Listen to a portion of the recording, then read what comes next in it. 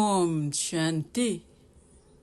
22/5/2024 காலை முரளி. ஓம் சாந்தி.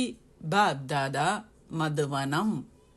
சாராம்சம்: இனிய குழந்தைகளே, வீடு திரும்ப முன்னர் நீங்கள் கர்மாத்தீத்த நிலையை அடைய வேண்டும். இதனாலேயே உங்களுக்கு மாசு எதுவும் இருக்கக்கூடாது. உங்களை தொடர்ந்தும் பரிசோதித்து பார்த்து உங்களிடம் உள்ள பலவீனங்களை அகற்றிவிடுங்கள்.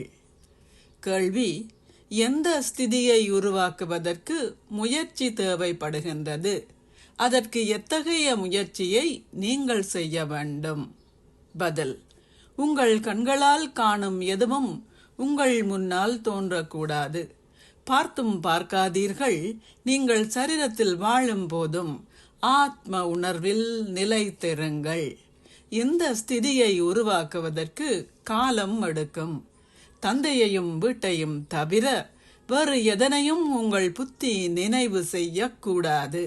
இந்த ஸ்திதியை அடைவதற்கு அகநோக்குடையவராகி உங்களையே பரிசோதியுங்கள். உங்கள் சொந்த அட்டவணையை வைத்திருங்கள். ஓம் சாந்தி. தாரணைக்கான சாராம்சம்: 1. உங்கள் பற்றை அனைவரிலும் இருந்து அகற்றி அன்பான ஒரேயொரு தந்தையை மாத்திரம் நினைவு செய்யுங்கள். அகநோக்குடையவராகி உங்களை சோதித்து குறைபாடுகளை அகற்றிவிடுங்கள். பெறுமதிமிக்க வைரம் ஆகுங்கள். 2. குழந்தைகளாகிய உங்களை தந்தை அலங்கரித்துள்ளதை போன்று நீங்கள் மற்றவர்களையும் அலங்கரிக்க வேண்டும். முட்களை மலர்களாக்கும் சேவையில் உங்களை ஈடுபடுத்துங்கள். ஒரு நம்பிக்கை பொறுப்பாளராக இருங்கள்.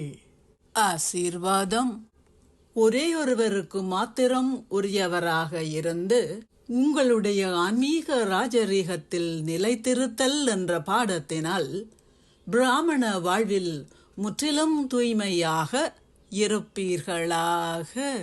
ஒரேயொருவருக்கு உரியவராக இருத்தல் என்ற பாடத்தில் உறுதியாக இருந்து உங்கள் பிராமண வாழ்வில் தூய்மையின் ஆளுமையை கிரகிக்கும் போது இந்த ஆன்மீக ராஜரீகம் முழு சக்கரத்தின் ஊடாக தொடர்ந்திருக்கும். பரந்தாமத்தில் உள்ள அனைத்து ஆத்மாக்கள் மத்தியிலும் உங்களது ஆன்மீக ராஜரீகமும் தூய்மையுமே அதி மேன்மையானதாகும். ஆரம்ப காலத்தில் தேவர்கள் என்ற உங்கள் வடிவத்தில் குறிப்பாக இந்த ஆளுமை நிறைந்திருந்தது. அதன் பின்னர் மத்திய பகுதியில் உங்கள் விக்கிரகங்கள் சரியான ஒழுங்குமுறையினால் வழிபாடு செய்யப்படுகின்றது. தூய்மையின் ராஜரீகமே இந்த சங்கமயுக பிராமண வாழ்வின் அடிப்படையாகும். ஆகையால் இந்த பிராமண வாழ்க்கையை நீங்கள் வாழும்போது நீங்கள் நிச்சயமாக முற்றிலும் தூய்மையாக இருக்க வேண்டும்.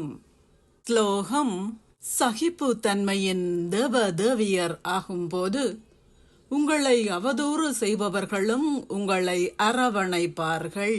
ஓம் சாந்தி. நன்றிகள் பாபா. பக்தியின் வலையினை நான் விரித்து வைத்தேன்.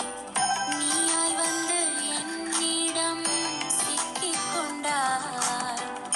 தூய்மையை துறவென்று நிறுவிவிட்டாயே. நின் தொண்டே வாழ்வென்று வளர்த்து விட்டாயே. மாயையின் மயக்கத்தை